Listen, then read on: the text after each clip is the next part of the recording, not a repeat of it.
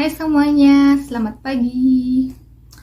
Perkenalkan, nama saya Yesika Petra Bondar dengan NIM 213304010263. Saya dari Universitas Prima Indonesia Medan, Fakultas Ekonomi jurusan Akuntansi, semester genap tahun 2021-2022. Mata kuliah Sistem Informasi Akuntansi. Dengan nama dosen pengampu mata kuliah ini ialah Bapak Hutua Samosir SPD MSI.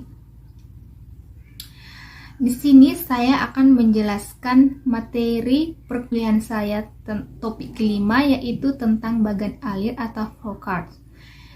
Di sini akan ada 4 pembahasan subtopik. Yang pertama yaitu mengenai teknik dokumentasi dan penyusunan sistem. Yang kedua itu mengenai bagan alir atau flowchart. Yang ketiga itu jenis-jenis daripada bagan alir, dan yang keempat pedoman pembuatan diagram alir dan unsur-unsur diagram alir. Oke, sekarang kita masuk pada pembahasan yang pertama, yaitu teknik dokumentasi dan penyusunan sistem. Dokumentasi itu adalah sebuah narasi, bagan alir, diagram, dan penjelasan tertulis lainnya yang menjelaskan tentang cara kerja sebuah sistem. Informasi yang dicakup itu berupa who, what, where, why, how, of penginputan data, pengolahan data, penyimpanan, pembuatan laporan, dan pengawasan terhadap sistem. Dokumentasi ini kemudian dilengkapi dengan uraian naratif, yaitu penjelasan tertulis komponen-komponen sistem atau tahap-tahap interaksi komponen-komponen tersebut. Diagram arus data atau data flowchart diagram atau yang disingkat dengan DVD secara grafis menjelaskan arus data dalam sebuah organisasi. Teknik ini digunakan untuk mendokumentasikan sistem yang digunakan sekarang dan untuk merencanakan serta mendesain sistem yang baru.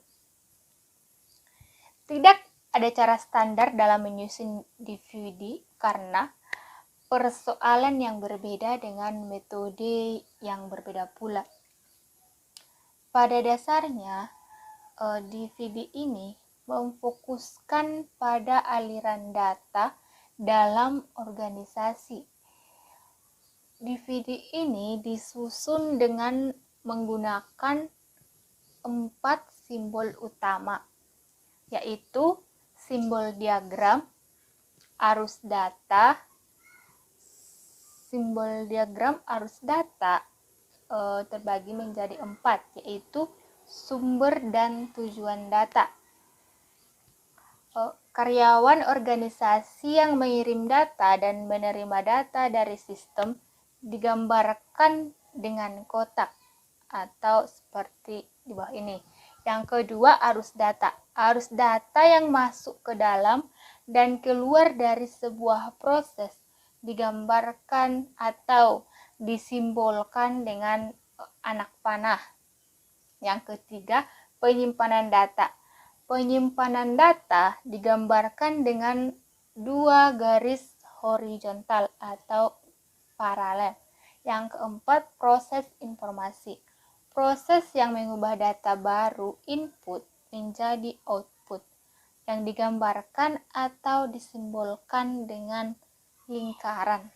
Sekarang kita masuk pada subtopik yang kedua, yaitu membahas tentang bagan alir. Bagan alir itu merupakan suatu teknik analitis yang digunakan untuk menjelaskan aspek-aspek sistem informasi secara jelas, tepat, dan logis. Bagan alir menggunakan serangkaian simbol standar untuk mengurangi prosedur pengolahan transaksi yang digunakan oleh sebuah perusahaan, sekaligus menguraikan aliran data dalam sebuah sistem. Simbol-simbol yang digunakan untuk membuat bagan alir terdapat pada tabel di bawah. Setiap simbol memiliki arti yang berbeda agar dapat dengan mudah dikenali. Bentuk simbol menunjukkan dan menguraikan kegiatan yang dilaksanakan, menunjukkan penginput, output, pemrosesan, dan media penyimpanan. Simbol-simbol ini dapat dibuat menggunakan program komputer atau template, yaitu penggarisan khusus untuk membuat simbol-simbol bagan alir.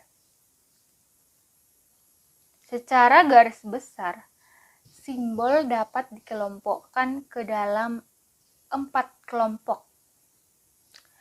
Antara lain, yang pertama, input atau output, yaitu simbol yang menggambarkan alat atau media yang memberikan input atau merekam output dari kegiatan pengolahan data. Yang kedua itu ialah processing. Processing yaitu simbol yang menunjukkan jenis alat yang digunakan untuk mengolah data dengan komputer atau dengan manual. Yang ketiga itu structure, yaitu simbol yang menggambarkan alat yang digunakan untuk menyimpan data yang saat ini tidak dipakai oleh sistem. Dan yang lain-lain yaitu simbol yang menggunakan arus data dan barang. Simbol ini juga menggambarkan saat mulai dan berakhirnya bagan alir, serta penjelasan tambahan pada bagan alir tersebut. Simbol-simbol bagan alir. Yang pertama, simbol-simbol input atau output, yaitu yang pertama dokumen. Simbolnya ialah menjelaskan sebuah dokumen yang dapat dibuat atau dicetak oleh komputer. Yang kedua, dokumen rangkap. Simbolnya ialah digambarkan dengan menumpuk simbol dokumen dan pencetakan nomor dokumen di bagian depan dokumen pada bagian kiri atas. Yang ketiga, input atau output buku jurnal atau buku besar disimbolkan dengan simbol ini digunakan untuk menggambarkan berbagai media input atau output dalam sebuah bagan alir program dan menggambarkan jurnal dan buku besar dalam bagan alir dokumen. Yang keempat, tampilan simbolnya menjelaskan informasi ditampilkan oleh output online seperti terminal CRT atau monitor komputer PC. Yang kelima, pemasukan data online simbolnya. Simbol ini menggambarkan entry data oleh online seperti VCR dan komputer pribadi. Yang keenam, terminal CRT komputer pribadi. Simbolnya menjelaskan simbol tampilan dan entry data yang digunakan bersama-sama untuk menggambarkan terminal CRT dan komputer pribadi. Yang kedua, simbol processing. Simbol processing terbagi atas. Yang pertama, pemrosesan komputer, yaitu menjelaskan sebuah fungsi pemrosesan yang dilaksanakan oleh komputer biasa yang menghasilkan perubahan terhadap data atau informasi yang simbolnya. Yang kedua, kegiatan manual, simbolnya sebuah kegiatan pemrosesan yang dilakukan secara manual. Yang ketiga, kegiatan campuran, menjelaskan sebuah kegiatan pemrosesan menggunakan alat selain komputer. Yang keempat, kegiatan pemasukan data offline. Simbol ini menjelaskan sebuah kegiatan yang dilakukan dengan menggunakan sebuah alat pemasukan data offline atau entry data ke disket dan registrasi kas. Yang kelima, disk bermagnet. Simbol ini menjelaskan tentang data yang disimpan secara permanen pada disk bermagnet yang digunakan untuk menyimbolkan file induk atau master file. Yang keenam, pita bermagnet. Simbolnya ini menjelaskan data yang disimpan dalam sebuah pita bermagnet. Yang ketujuh, disket bermagnet. Simbol ini disimpan dalam suatu disket. Yang kedelapan, penyimpanan online. Simbol ini menjelaskan data disimpan secara sementara dalam file online dalam sebuah media direct access seperti disket. Yang kesembilan, arsip, menjelaskan dokumen ini disimpan dan diambil secara manual. Huruf di dalamnya menunjukkan cara pengurutan arsip, yaitu urut nomor, urut A itu urut abjad, dan T urut tunggal. Yang ketiga, simbol arus dan lain-lain. Dibagi atas satu, arus dokumen atau pemrosesan. Arah arus dokumen atau pemrosesan, arus normal adalah ke kanan atau ke bawah. Yang kedua, arus data atau informasi. Sering digunakan untuk menunjukkan data yang dikopi dari sebuah dokumen ke dokumen yang lain. Yang ketiga, hubungan dokumen.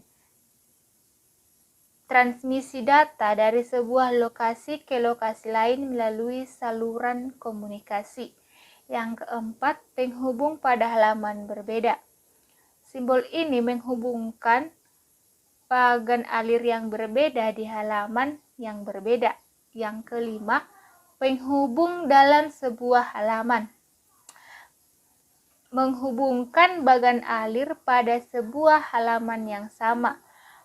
Penggunaan simbol ini untuk menghindari terlalu banyak anak panah yang saling melintang atau dan membingungkan.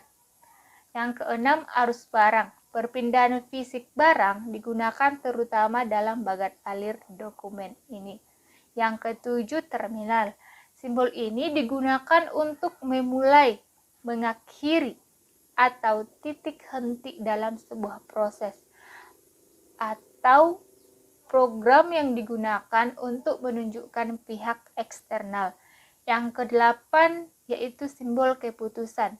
Sebuah tahap pembuatan keputusan yang digunakan dalam bagan alir program komputer untuk menunjukkan cabang bagi alternatif berbagai cara. Yang kesembilan, yaitu simbol anotasi. Tambahan penjelasan mendeskripsikan atau keterangan atau catatan sebagai klarifikasi. Topik yang ketiga yaitu membahas tentang jenis-jenis bagan alir.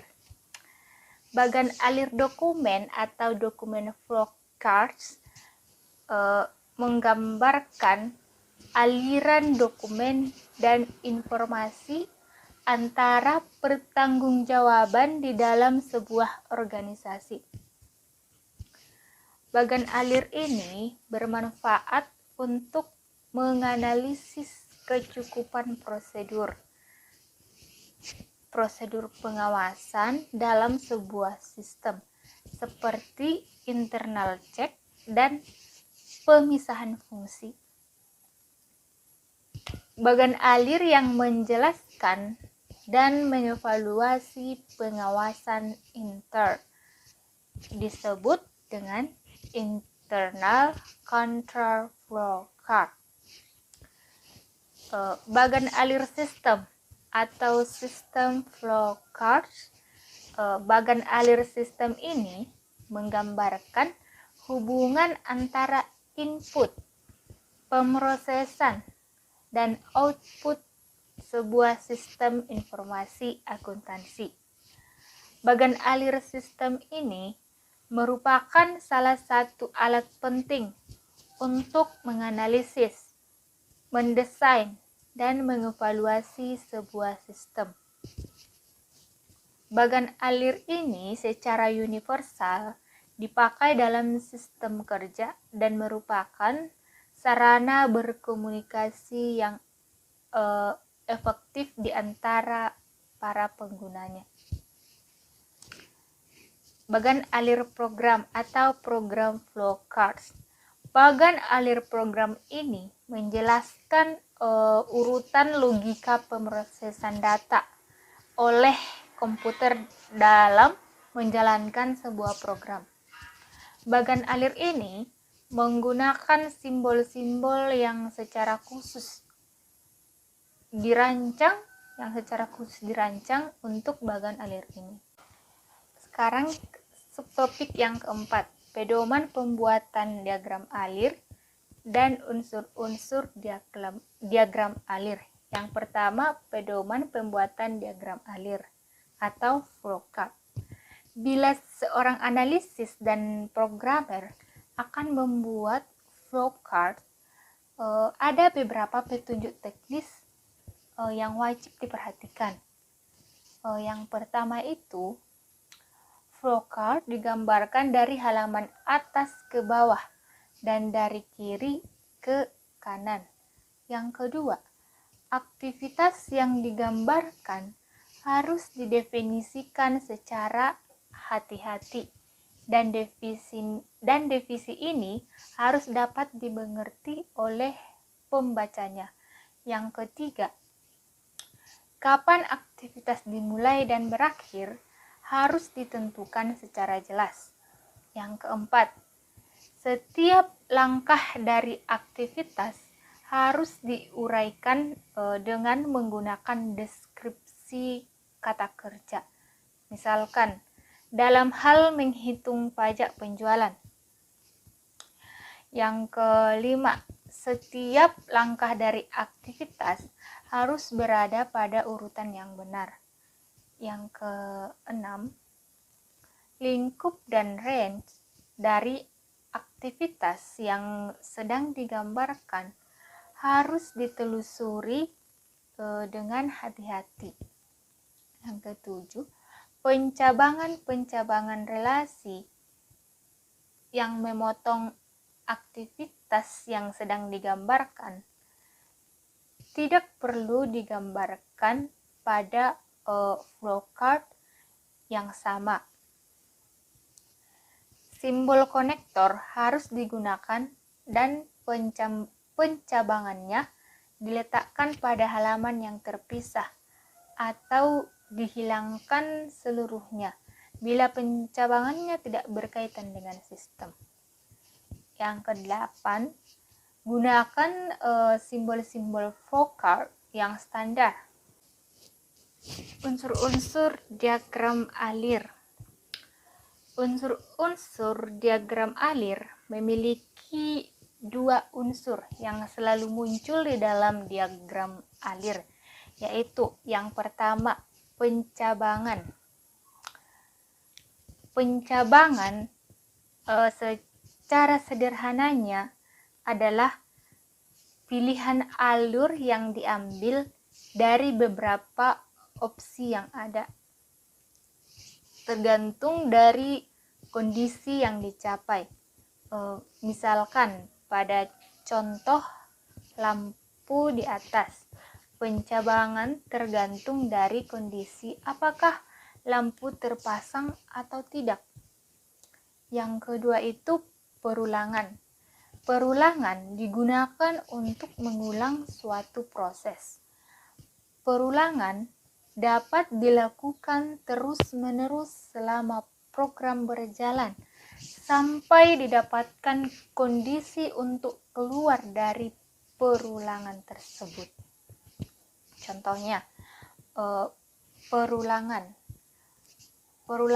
untuk menampilkan angka 1 sampai 100. Kondisi untuk berhentinya adalah jika angka tersebut sudah mencapai angka 100. Oke, demikianlah penjelasan mengenai perkuliahan saya topik kelima. Cukup sekian dan sampai jumpa minggu depan. Bye.